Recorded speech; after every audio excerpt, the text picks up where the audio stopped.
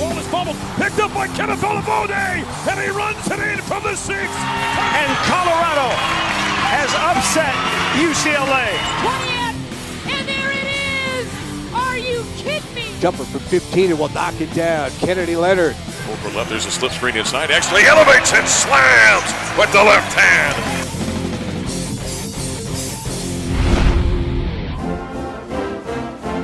King playing through a cut on his cheek. Xavier Johnson. He hits. No, he didn't, JV. Xavier Johnson, ladies and gentlemen. Yak him. What a big-time shot.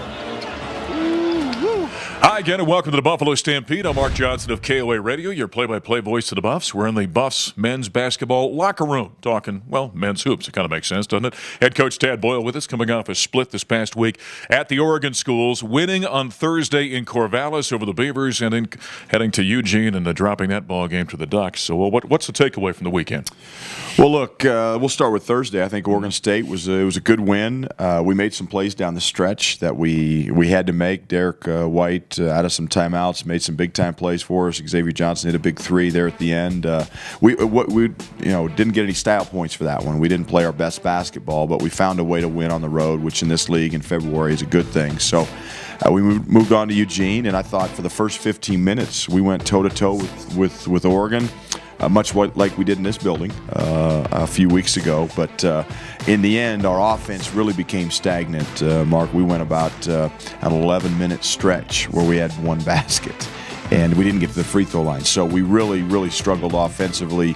You compound that with the fact that Oregon is playing very, very well right now. They were making shots, made 16 threes against us. Our defense wasn't good enough. We got out-rebounded in the end, and we lost to a very good team on the road. Very disappointing. Not much positive you take away from that, other than the fact that maybe we get another crack at them in Las Vegas. But we got to move on. Let's go back to that game in Corvallis. Buffaloes win 60-52. Had won 6 of the last 7 after that one. The thing I took away from that ball game, that was a game I thought maybe a month and a half ago. Buffaloes lose. There's something to be said about winning ugly and grinding one out down the stretch. Absolutely, yeah. Especially in league, a close game. Again, one that on the road, you go back to the Washington trip, the both Washington and Washington State game. We dropped both those games, close games late. We figured out how to pull this one out. Obviously, Oregon State's gotten better. Obviously, just knocking off Utah on Sunday night. So you knew they were getting better. They were hungry for a win. So again, to get out of there with one in a close game, like you said, we might have dropped that game 3 or 4 weeks ago. But our team's getting better. We're still in a good position in terms of controlling our own destiny, and we just got to try to figure out how to win the next one. That game against Oregon, as you talked about, you played very well, went toe-to-toe with them for the first 15 minutes or so. We made the comment on the broadcast, I think went from the outhouse or the penthouse to the outhouse pretty quick. But we do know with a team like that on the road, we saw what they did to a top 5 team in Arizona. That can happen in a game like that where it just gets away from you. They're very explosive offensively, and your margin for error, I say this all the time, your margin for error when you go to a team like Oregon in their building, they've won 2 straight now goes down significantly. And what happened is we settled for quick jump shots without moving the ball side to side, without getting paint touches, without making them work. And we only got 4 free throws in the first half. That's not Colorado basketball. We want to attack the paint, attack the rim, and then get our threes as a result of that. We did that early, but we stopped there with about 4 minutes to go in the first half. Into the first 7 or 8 minutes of the second half, ball game was over. Mike Tyson had a great line years ago where he said, everyone's got a game plan until you get socked in the nose, which I always thought was a great line, right? Yeah. And so with your team coming down and kind of getting out of its offensive flow, that's kind of a byproduct of the experience and the atmosphere and the pressure they're kind of dealing with, correct? Yeah, and the fact that sometimes, when jump shots are going, you live by the jump shot, you die by the jump shot, and we live by it early. But again, even in some of our early possessions, we got great movement. We made them work. We were getting our first possession of the game. We got 2 paint touches. We changed the side of the ball 3 times, changed the sides, and we ended up with a wide open 3 with 9 seconds to go on the shot clock.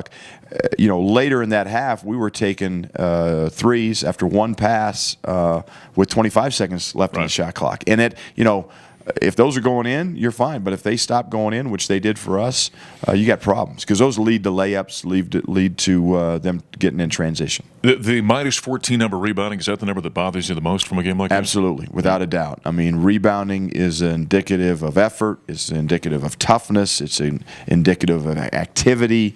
Every time a shot goes up, whether you're on offense or on defense, and it's missed, somebody's coming down with that thing. Mm-hmm. It's either going to be you or your opponent, and it's got to be us more often than not. That's why +8 is the number we shoot for. Minus 14 is going to get you beat more often. Buffaloes on Thursday night have got the Utes of Utah. They're coming off a loss in Corvallis on Sunday night. And then, of course, there's 2 more home games with the Bay Area schools. Coach, good luck this week. Thank you. All right, that's head coach Tad Boyle. The Buffaloes again Thursday night. The Utes coming in. It means they've got a weekend off before Cal and Stanford come to town. As we continue here in the Stampede, point guard Derrick White is going to join us next after a quick break.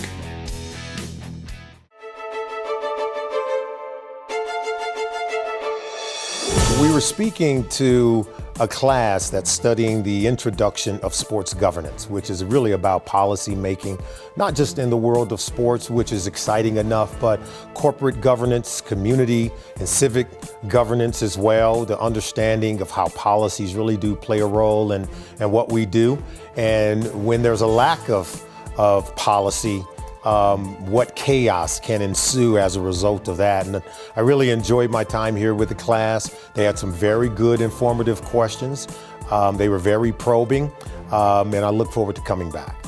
Coming back here to see you and being on campus here in Boulder and seeing this marvelous facility is just, I think, extraordinary.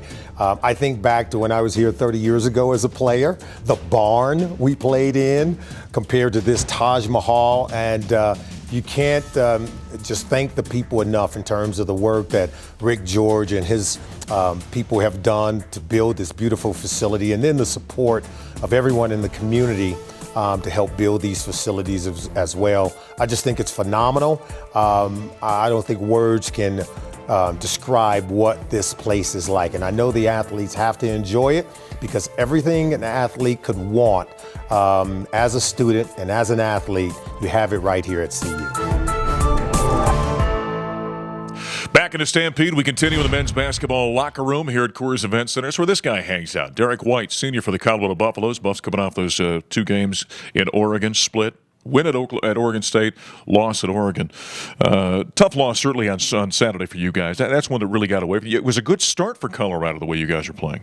Yeah, we started off good. We didn't really stick to the game plan and stick to what we do and what we got us in the game and what we did to beat them here. So it's something that we need to learn from and improve on.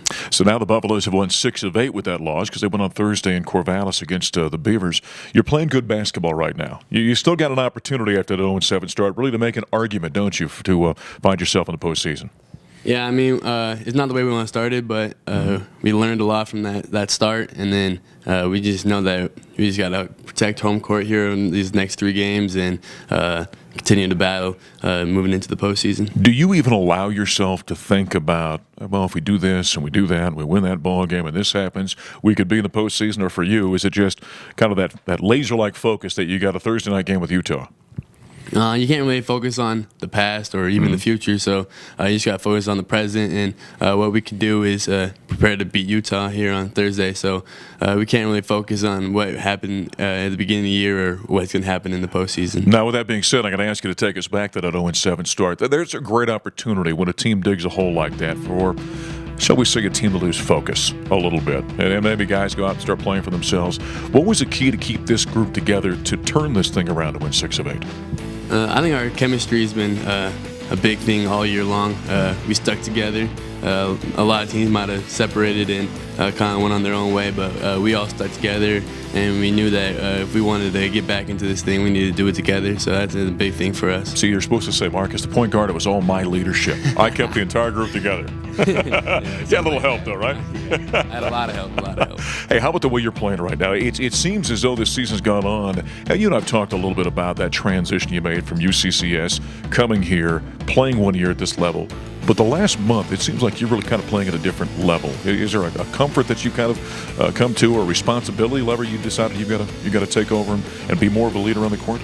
Yeah, I mean, there's a lot of confidence I have gone into it, playing a whole year here and figuring out like what I can do and what this team needs me to do. So I just try to play my game and stick to what I do well and try to help my teammates win some games here. Do you ever think, boy, it would have been nice to play 2, 3, maybe 4 years for the Buffs? Yeah, that would be nice, but yeah, can't really think about that too much. But I do wish I played a little more than 1 year here. How about this game on Thursday with Utah? This has not been a good series from an outcome standpoint for the Buffs. The Buffs have lost 6 straight to Utah.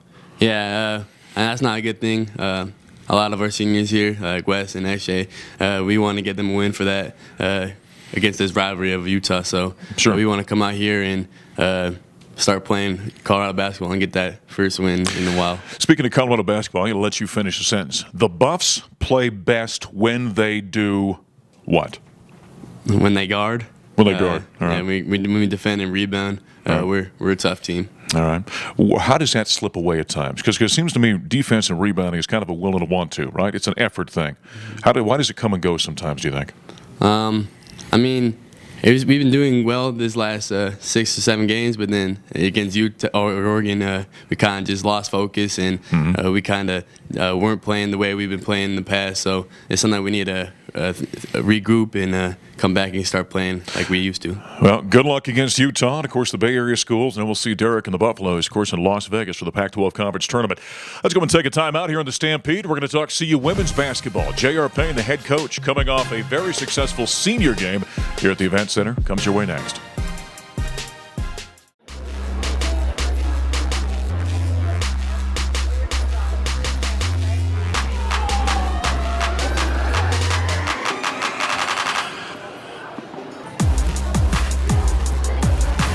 Girls and Women in Sports Day is a really cool opportunity for young girls to come in and see all the women athletes and female sports that CU has to offer. We are opening up like our Coors Event Center to have little kids try out various sports like golf, tennis, volleyball. It's kind of an opportunity just for them to look up to us and see like, oh, like what can I do? What am I capable of? What are the possibilities for me in my future? And offering a supportive area where you can be like, hey, you can do what we're doing and we're here to help you get there. I think it's really important for girls to recognize and understand that they are equally able to play and that they should play whatever they want. I grew up in California, so going to UCLA camps and UCLA games was a huge opportunity for me to look up to these women who had accomplished so much in my eyes, and they had worked so hard to get somewhere and make something of themselves, so they kind of get to see what we've done to get where we're at, and it's very inspiring.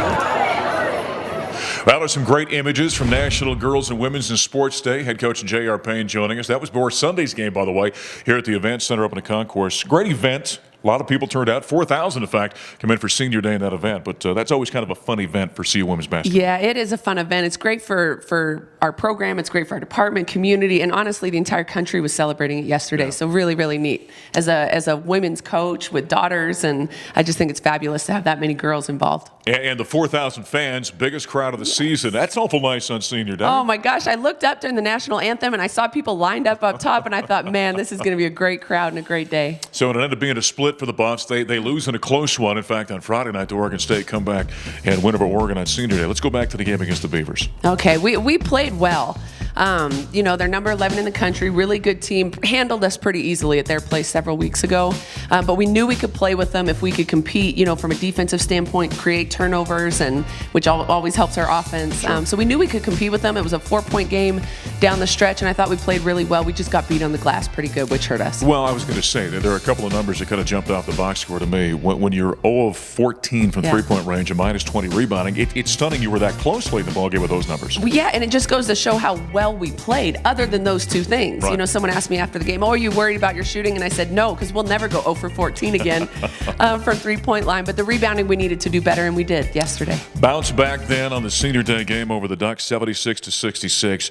The The senior day game is always fun for a number of reasons, but the emotion that comes along with it really sometimes can kind of have a life of its own, can't it? Absolutely, yeah. And when you have 4 seniors that have been here, for a long time and really impacted your program, it makes it even more special. And yesterday certainly was. Give us a comment or two about Bree Watts, Haley Smith, and Zoe Beard-Fales. And don't cry on the show now, okay? Okay, what about Huggy? Are we going to get to her that's after? Right. Yeah, okay, all 4 of them. Yeah. You know what? They're all. I've only been fortunate enough to coach them for 1 year, but I was telling someone yesterday, I really genuinely love each of those girls. They've brought so much to our program from a social standpoint, from a basketball standpoint, from a leadership standpoint. So we've all been very blessed to have them with us. Well, I was going to ask you about Lauren Huggins. She's sitting off camera here. I know she's had her struggles with injuries and whatnot during the course of her career, but she wraps up her career as well. She does, yeah. And we had our banquet the other day, and Lauren Huggins won the most inspirational award on our team. And I told somebody nobody else was even close. Huggy was hurt all year long, but came every single day with a positive attitude. She did nothing but pick up her teammates every day this year, and just been an incredible leader for us both on the floor and in the locker room. And in that victory over the Ducks, Haley Smith goes over 1,000 career points. Yeah, right at 1,000. She needed 23 points, and man, she got it.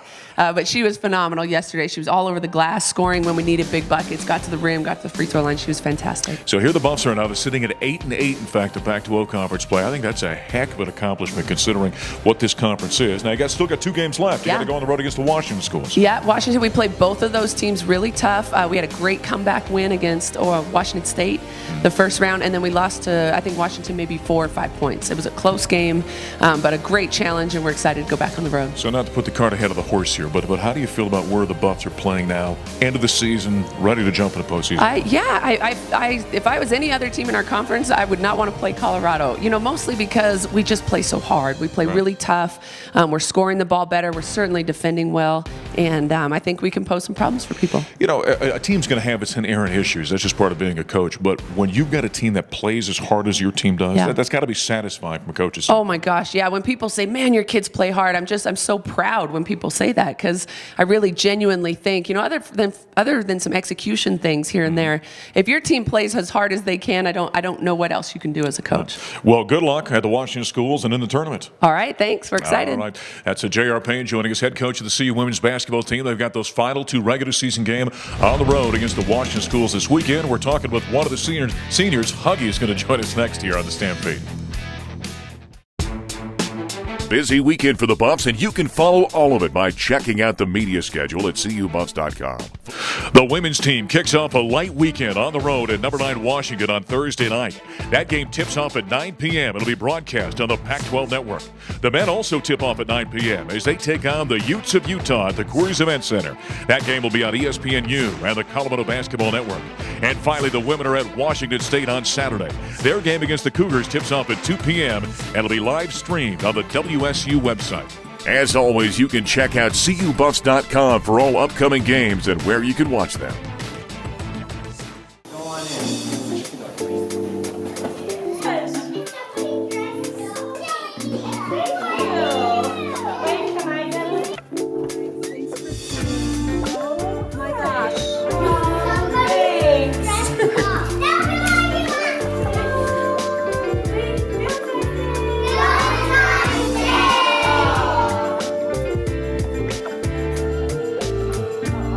Some great images. Chip, of course, was delivering roses for Valentine's Day last week as we make that awkward segue into women's basketball. Senior Lauren Huggins joining us, who, by the way, isn't going to be caught hugging Chip anytime soon. You've got a phobia with mascots, right? You love Chip, but only from a distance. Is that correct? Oh, absolutely. I think Chip is great, and we love seeing him at the games, but as soon as he's up close and personal, I sort of have this minor panic attack, and my heart starts to race a little, and I might shed a few tears because I'm just so afraid of all these mascots, but it's okay, Is there anything psychologically we need to unpack here? How did this come about, I think when I was little, we'd always go like Red Robin or like other places, and they always had this weird mascot, and I just freaked out. And ever since, like Oregon Duck, Cal Bear, and unfortunately even Chip just don't have a special place in my heart. All right. Well, nobody in the future surprised Lauren with an outfit on, any kind of mascot outfit. Not going to go very well. True. Well, I'll tell you what. What was cool? was senior day for you and the other seniors on this team going out and getting a win over the Ducks? Absolutely. Wasn't that fun? Yeah, I mean, it's always great to get a win, first and foremost. Amen. But it's also nice to celebrate the 4 and 5 years, in my case, that we've put in for this program and just see all the faithful Buff Nation come and support us. And there were a few tears shed, but it's okay. It's nice to be celebrated. As you look back, and it's not over yet. She's got 2 more ball games on the road against the Washington Schools this week, and then the Pac-12 Conference Tournament. We'll see what happens with the Buffaloes. What do you look back on in your 5 years here at CU and think about? Just, all the people that I've met and relationships that I've built. There have been numerous big games that we've won that I'll always remember. But I think most importantly, just lasting relationships and the people I've met, the impact that they've had on my life. I'd have to think you've learned a little bit about perseverance and endurance, haven't you? Because, I mean, you've had some ups and downs from a physical standpoint. Yeah. Everyone knows that coming here, and I was very injury plagued, but I think that there's no sense in worrying about things you can't control. Right. And unfortunately, my body didn't kind of agree with my mental state and how much I love basketball, but it's definitely helped mature me, and obviously going through different adversity type situations is only going to better me in the future. But I'd have to think, too, as you look around this campus and this department and the Coors Event Center, it's changed a little bit since you've been here. Oh, yeah. There's been a complete turnover in my time here, and I'm very thankful for the previous staff and all our old athletic directors and everyone, but it's nice to see that this program is continuing to have success, and we're going to try and restore what Seal Berry had and the legacy that Colorado women's basketball was. When you look around this thing, now we're sitting in this phenomenal locker room here at the Coors Event Center and the practice gyms and all the facilities upgrades and what we've seen with the Champion Center, you have to think that this entire athletic program is kind of on good footing now, don't you think? Oh, absolutely. I think that inaugural, when we came in, all the practice gyms were built, and it just gives opportunity for all the teams at the Coors Event Center to be able to practice and perform at their best. We just got a brand new weight room up in Coors, so that's phenomenal, and everything they've done over at Champion Center is just kind of showing that Colorado is a top-notch university. How about being a senior then and going through a coaching change? That's never easy. No, it's not, but I think it wasn't easy for us, and I don't think it was easy for our new coaching staff, because you come in not knowing who they're going to be, how they're going to interact with you, but it's been a pretty easy transition. They've come in and been very straightforward with us, and they're like, we're very black and white, and if you don't like what's going on, come talk to us, and you can help change it. But I think the success that's been translated onto the basketball court is a very good reflection of them. And the Buffaloes wrap up with 2 games on the road against the Washington Schools, and it's off to the Pac-12 Conference Tournament. Good luck the rest of the way. Thank you. All right, that's Lauren Huggins joining us here in the Stampede. Again, the women are on the road against the Washington Schools. The men have got Utah on Thursday night right here at the Coors Event Center. We'll talk to you next time here at the Stampede.